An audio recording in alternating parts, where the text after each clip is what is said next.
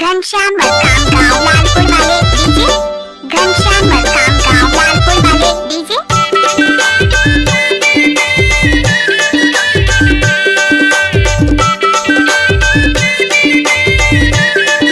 लालपुर वाले घनश्याम मरकाम डीजे। पीपर तरी हाय पीपर तर चलना जाबो दोनों झल खेले बरतोरी पीपर तरी चलना जाबो दोनों झल खेले बरतोरी पीपर तरी।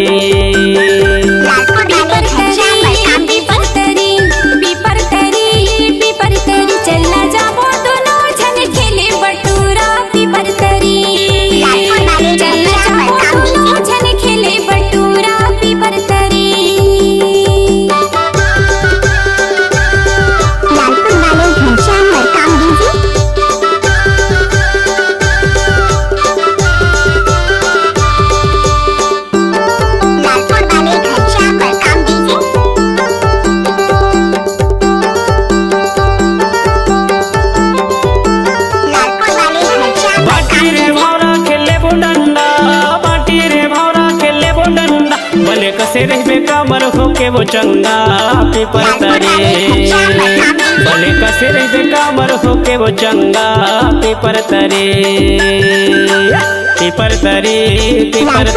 हाय पीपर तर चलना जाबो दोनों झल खेले बरतोरी पीपर तरी चलना जाबो दोनों झल खेले बरतोरी पीपर तरी।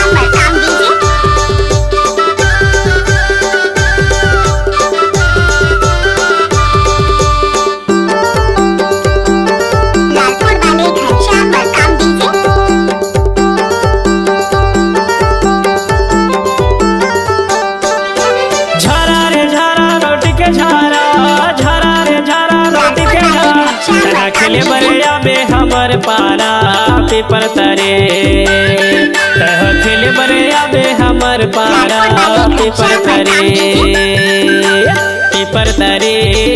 तरी हाय पीपर तर चलना जाबो दोनों झल खेले बरतोरी पीपर तरी चलना जाबो दोनों झल खेले बटूरा पीपर तरी चलना जाबो दोनों झल खेले बरतोरी पीपर तरी।